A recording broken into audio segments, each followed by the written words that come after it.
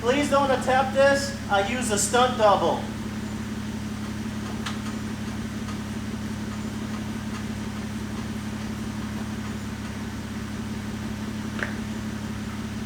Good morning, guys. Having some air problems. First, I started off with like some fuse popping problems, but not immediately. I was having some overheating issues with the air and just pap, just blowing fuses, line hot, stuff like that. Huge load on the compressors. So I took the system out. Lo and behold, the check valves. Everybody knows it's check valves, but I recently changed it. I got rid of the Chinese check valves to replace them with the SMC check valves, but yet they still went bad. I'll explain why. It's just freak problem. Let me, first of all, I know not all of you have air, so let's go through and let's explain a little bit how the system works. We know the Airride is air baffles that replaces the springs. You still have your shock for your rebound management and stuff like that, but you just don't have your coils anymore. The coils are all replaced by bags. Here is tank setup. We have the main tank, we have the two compressors, we have the valve body that allows the air from the tank out into the lines. We have the lines going down to the four corners of the car. We have the ECU system, which manages, is the brain system. We have some plumbing and stuff, we'll go over that in a little bit. In the car, we have our bulkheads. Let me lighten this up a little bit. There you go.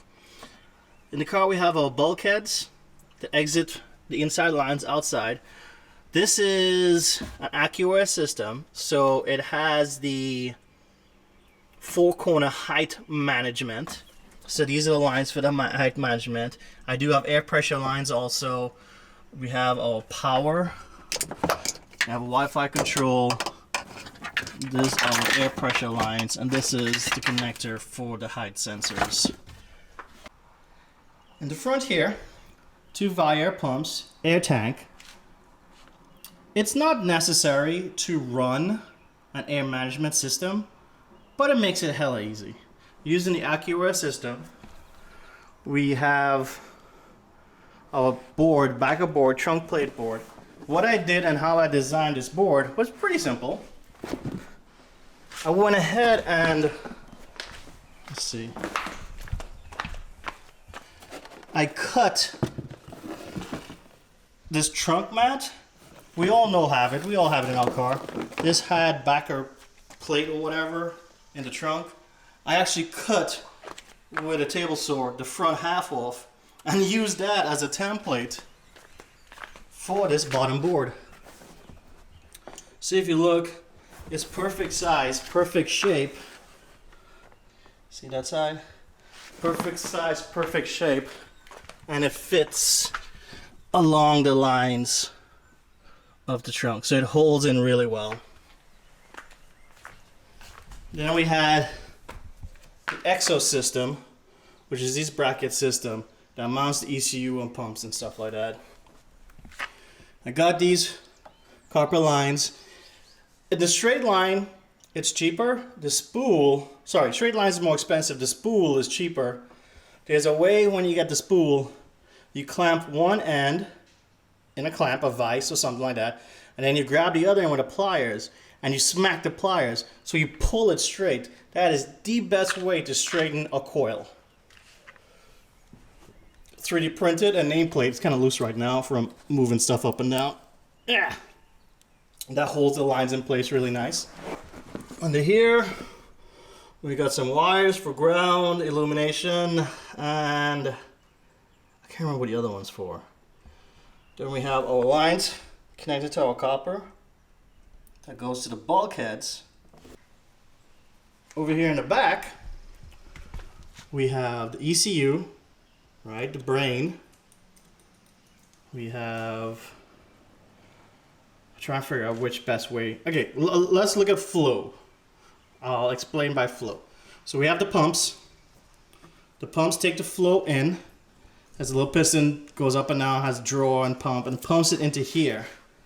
Follows here. This is the check valve. This is a one-way check valve. So the lower allows air this way, but it's supposed to stop air from coming that way. Then we have some fitting adapters and a 90 going into the tank. So duplicated 2 pumps, flows in a lot faster, fill the tank faster, less time waiting. So we get the air in. Now let's look at air coming out. Air coming out from this side here, out of the tank. So coming out from here, goes through the water separator, through here, into the manifold. And the manifold is connected with this wire here, coming into the ECU, and ECU controls these electromagnets. So these electromagnets pop up and down to regulate the height, which is, because there's the AccuAir height system, which is controlled by a little actuator in each 4 corners. These up here are extra ports that I plugged in pressure sensors so I could get a pressure reading inside the car. Here is a tank sensor, so you can see what the pressure is inside the tank. One sensor is for the ECU, one sensor is for my aftermarket system that I have. Wiring.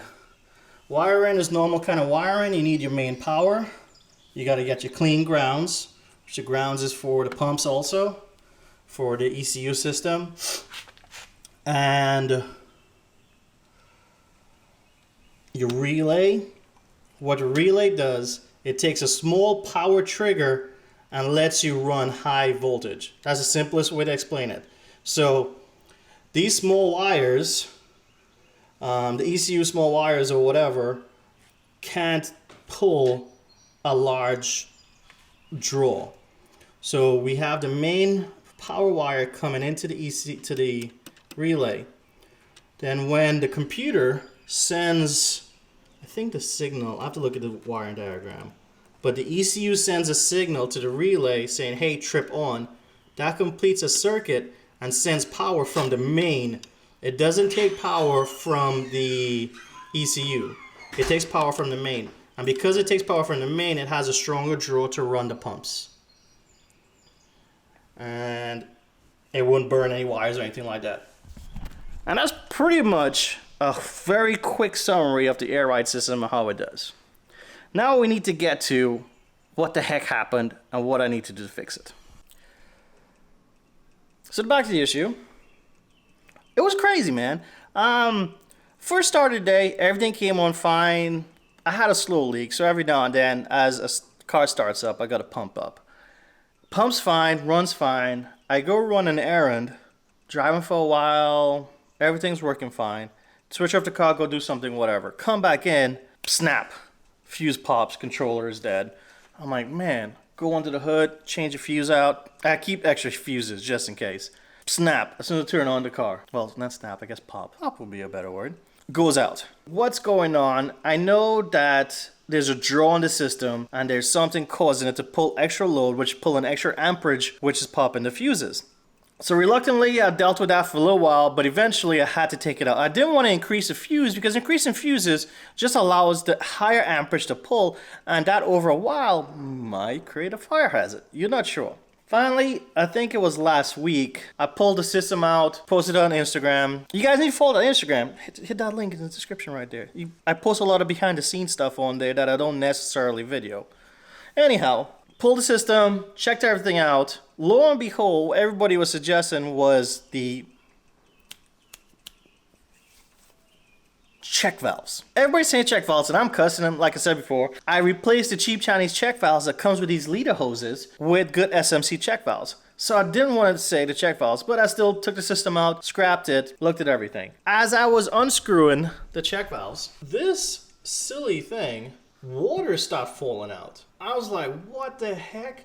Both of them. I unscrewed this one too. A bunch of water fell off also. I'm trying to figure out what's going on. Took the top off. Well, started screwing the bottom. Water came off. Then took the top off. Started looking at the check valves itself, and they were waterlogged. Like seriously waterlogged. I was like, what the heck? When I look inside the fitting, it had a pool of water in both sides. The water was pooling, and I didn't know what the heck to do. So my first guess, if you look at it in physics, if water is pooling here, I'm thinking half the effing tank is filled with water. That would make sense that the pumps are pulling a higher amp, trying to push air through a bunch of water, let it bubble up into the tank. Like, okay, what the hell? That makes sense. Go to undo this front nipple here, drain the water out. Nothing comes out. Not a lick of water. Zero. Bubkas. All the water came out was just a little splashing from the elbows itself. It's totally weird. Totally weird. So then I started looking at this, looking at the angle and trunk. The system kind of sits at an angle like that. And what I could guess, physics, being the not so physics person I am, but what I'm guesstimating is it heats up, creates air, hot air in here, and the hot air bypasses down through all this whole stainless system, coming down to here to a cool copper fitting. And I'm thinking when it starts hitting the cool copper fitting, the fitting is actually condensing the water. And with the system at an angle, that's causing it to pool the water. That day, I was like, cool, I'm gonna have to deal with it for now. I'm just gonna rebuild the check valves. The check valves are serviceable. You could open them, take it apart, clean it out. It has a bunch of, I don't know if it's corrosion or they had a bunch of deposits. Not sure exactly what the deposits were, but they had deposits. I went in, took it out, resealed it, stretched the spring, give it a little more slap back, cleaned out the rubber and maintenance surfaces and stuff. Because I was hearing a hissing sound. What I believe is that because of all those, the water, the condensation and stuff, the valve, the check valves wasn't closing right. And because the check valve wasn't closing right, air was leaking back through the main system slowly, coming out through here, going to the piston bypass, and air comes out through the air filter intake here. I was like, okay, fine, I'm going to rebuild my check valves, fix that issue, Bob's your uncle, we be done. I'll rebuild the check valves, put everything together, even bought sealant. Got rid of the Teflon tape. The messy ass doesn't always hold Teflon tape. I want to get proper sealer, run everything, clean everything, replumb everything, put it back, put it in the trunk, ready to go for drives. I'm hearing a big old hiss. Not too big, but it's still leaking. Reluctantly I went, had to place an order. I bought new everything. These freaking check valves are expensive, so I bought 3 new check valves. I'm going to replace all the check valves. I got 2 45 brass fittings. So it's going to come out, and then the next 45 come out at an angle, so it's not this hard 90, so it won't pool. So I have 45 and 45 to give me my 90. Brand new check valves. Replace this one too. I don't think it's a problem, but I'm just going to refresh the entire system. This has been in the car for a number of years. I want to just give it an update, a cleanup, you know? Let it be trouble-free for the next couple of years, because it has been trouble-free. It's really nice. I really enjoy the system. You guys know how hard I pressure this Airride. I drive like I'm on coils instead of Airride. I just want to get it running good, clean. But now, the only problem is I'm waiting on parts. It says it's out for delivery, but my luck is going to show like 6 p.m. this evening. It's 11 in the morning. I think I just got some more gray hairs. It's 11:01, they're still not here. I need my parts. It's now 11:10, still not here. Okay, I'll stop that. Well, I'm still waiting. I remembered that I had something I need to take care of, so let's get that done while I'm waiting. So you remember my airline holder I printed a little while ago? I did a little video on that. But the red was cool and everything, but I made another one. Look at that, cool. I know. The color isn't perfect. I'm gonna have to buy like 3 spools to try to find the perfect color, but look at that, what do you think? That's much better than the red, right? I love my red and black. The whole theme of the air system is bronze. Much better. Plus, what I did, I made the front plate a lot thicker. And this front plate, you see how loose this one is?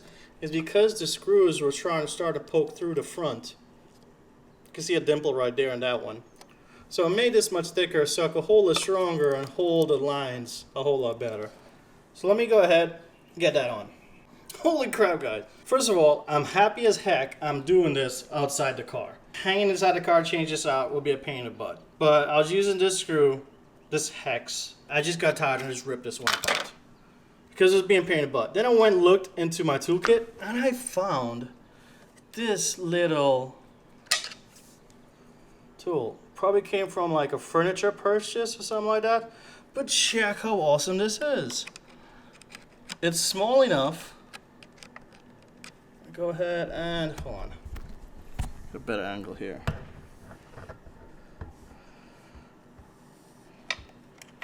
Put it in here.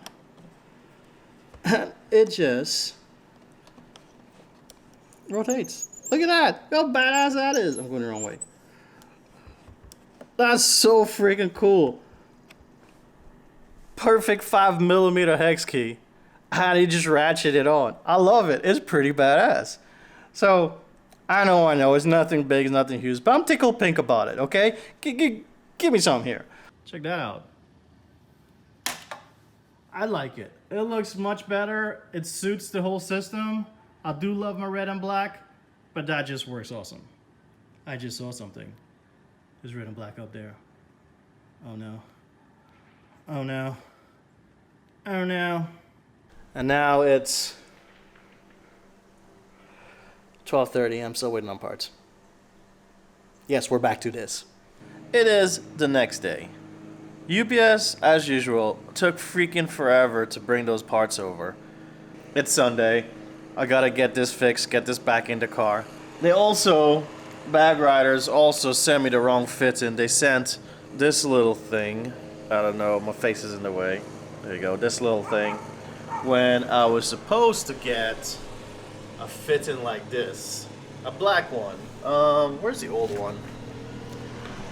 It's really noisy outside. Sorry about the background noise. Oh, here it is. Supposed to be getting a black one like that. This one is stripped and it's leaking.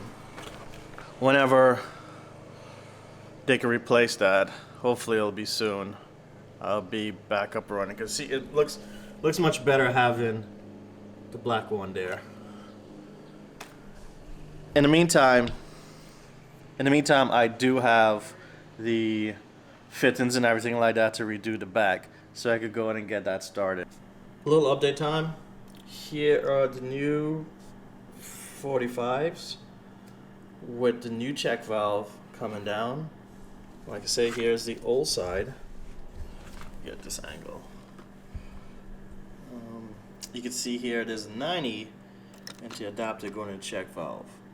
So now I kind of have a little more height between the check valve and the brass, but also, like I was saying earlier, I went with the 245s to get a gradual swoop instead of this hard 90 because it's angled a little bit, and I believe when it's condensing, as it hit the brass, it's pool in there. Because like say when I drained the tank, there was no water. So here, it's still kind of angled more into the tank. So I'm hoping that will solve my problem. Let's go ahead and get this side put on. We got both sides done. That side's done. That side's done. Now, this check valve most likely is good. But while we were doing all stuff, updating, refreshing everything, let's go ahead and just get this bad boy removed. Then after, we will work on putting these unions on. So you see these SMC unions? We're going to replace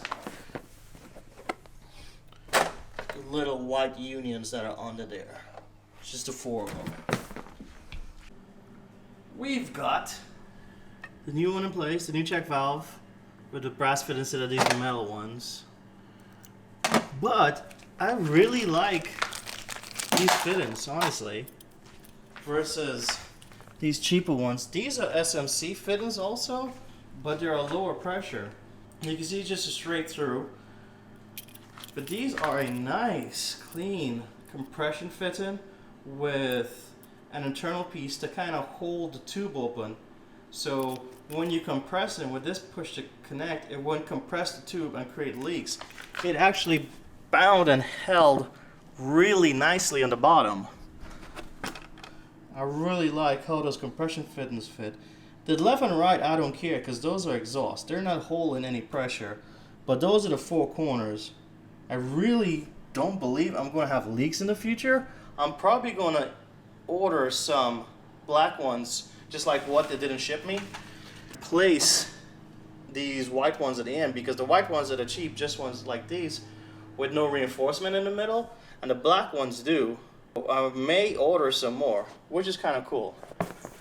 The other thing I did when I set this up is I made it so I could use the air pump for multi-purposes, multi-uses.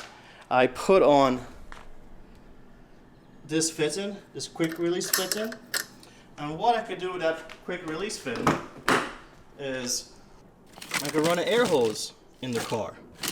But the other cool thing I could do, so I have the air hose, quick connect, then I could pressure up my tires. I do need another quick disconnect on here, but I have a Schrader valve fitting. Where the heck is it? Here it is.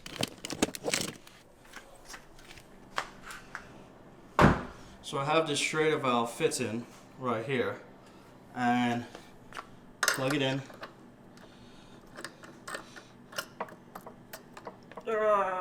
Okay, I have to do that with my two hands. Plug that in.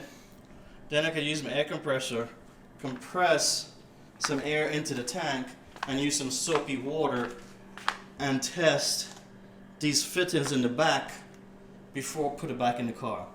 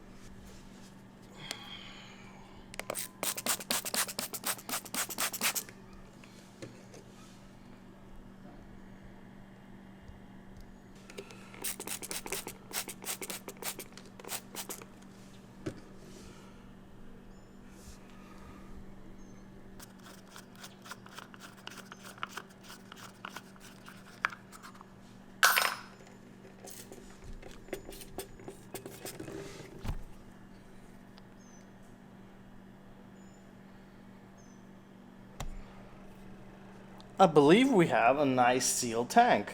We're only running about 60 psi in the tank, but that should still be enough pressure to actually push some of the air out. So that's pretty cool.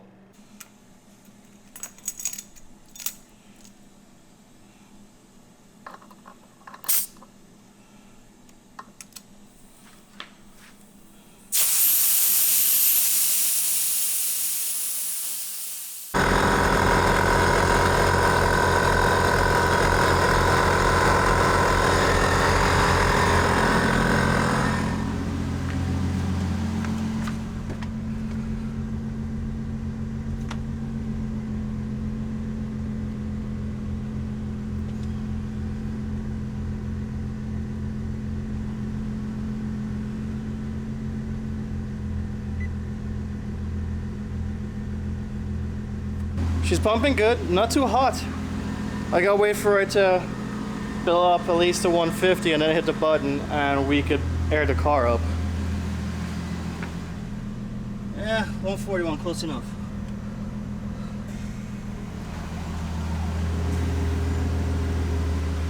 Nice.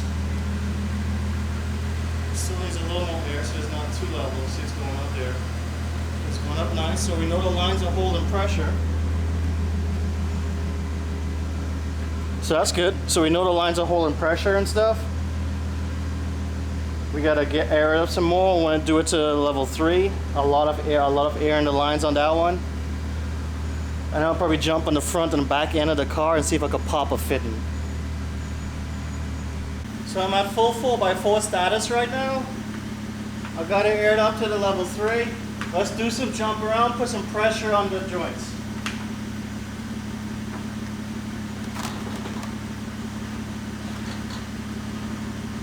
Please don't attempt this. I use a stunt double.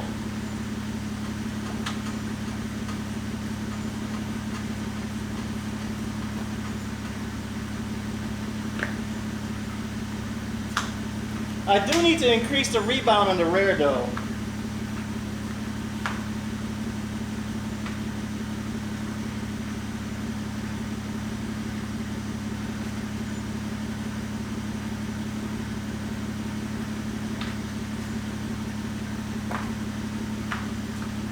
So far it seems to be working good.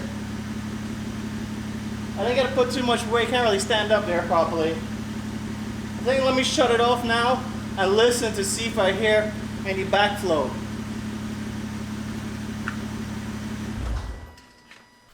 Before I was hearing some air coming out like I was thinking it was coming out from the intake ports here, backflowing.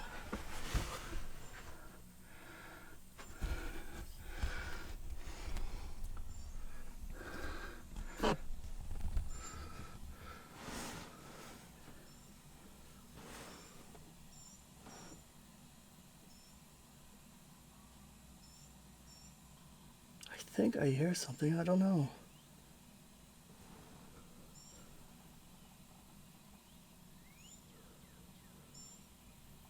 Yeah, I think I hear something.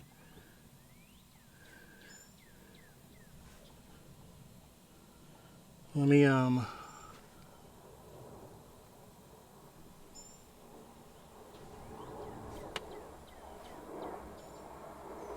damn it. I did hear something. Look at the tip of this line. You see new bubbles forming.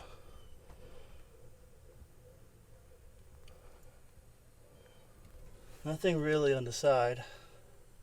I said I gotta replace that fit in. So I gotta push that one in more. And then I gotta squirt. Let me squirt some of these since they're uncovered or visible.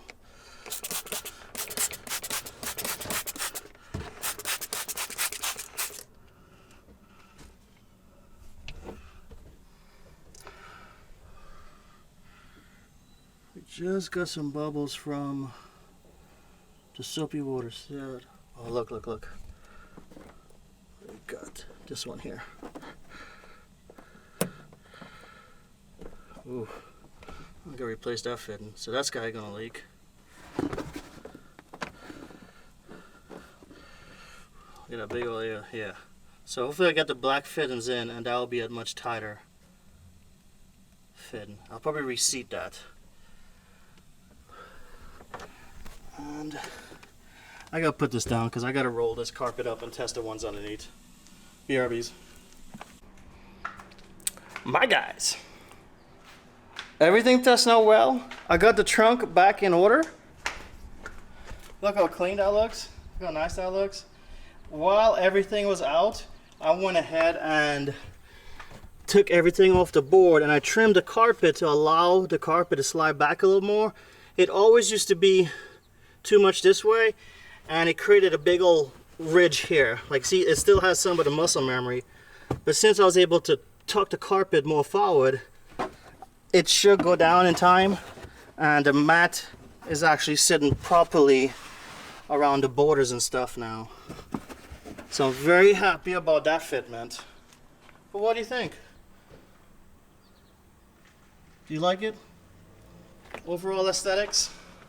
Look good. I'm happy. I'm happy I changed the nameplate also from the red to the browns. This is a little crooked. Or maybe the carpet just making it look crooked. But I'm super stoked. I'm about to go ahead. We'll go ahead, take it for a drive right now. Shake it down. Let it bounce around a little bit. Try and see, make sure those fittings hold. So please cross your fingers. I don't have a pop out somewhere around the road somewhere. That'll be a huge pain in the ass. It's hot as shit right now.